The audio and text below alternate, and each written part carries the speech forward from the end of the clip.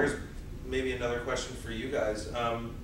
There's another large topic right now about ratings and reviews. Can I ask you guys your feelings on them? I mean, the concept here is the typical 5-star, let's say Amazon.com, rating and review to be enabled, you know, on all of the pieces of SDN content. Do you guys feel as kind of the mentoring group that this is something you guys would be interested in seeing, how people rate your content? There's a rating bar on podcasts. I think on formal content, on articles, what's called rich media, and the PDF files. There isn't any on blogs. Right. Well, my point for that was John, I think, is the only one who reviewed anything that I've done. I think that thanks for the 5-star, John. Everybody needs to see the 5 So is that a problem of education? Is that a problem? I gave a lot of thought, by the way. I'm saying awareness that it exists to do that?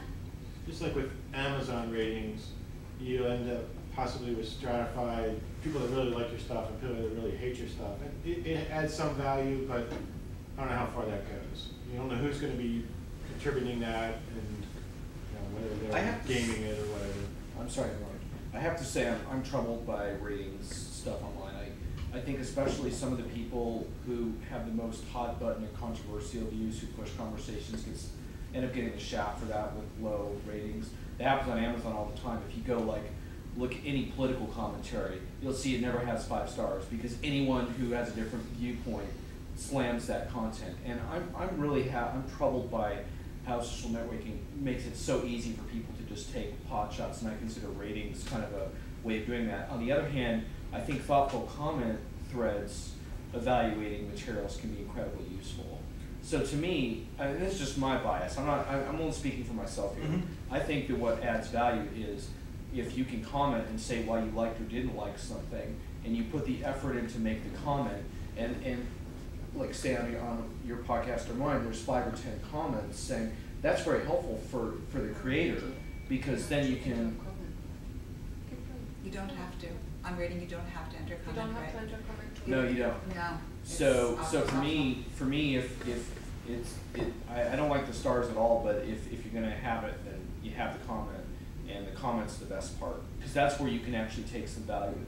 And I know that people like ratings sometimes because it allows them to create hierarchies and prioritize visibility based on but I don't know. I mean, I just think there's better ways of doing that.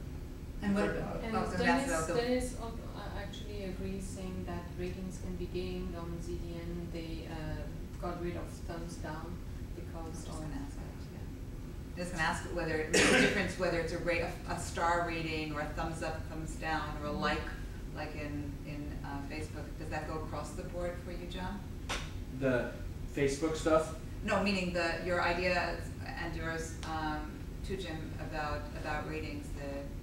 Does that mean in whatever format they come, whether they are a thumbs up, thumbs down rating or a I don't like those. I think they just support a kind of laziness of pseudo participation that encourages people to just lackadaisically think they're having input that really means nothing. So. And Yelena on the chat is saying that some rating of some e-learning items are inadequate. So do you think then it really has to be then, John, a combination of the two? Let's say if you want to leave a comment, we expect you to rate, and if you want to rate, we expect you to comment.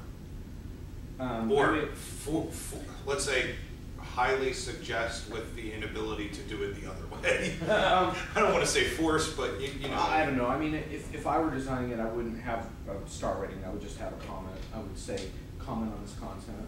You know, just leave it at that. Okay. I think when you pose the rating as a question, like, was this helpful? Then I think seeing how many people thought that the content was helpful is something that's important to me when I'm browsing.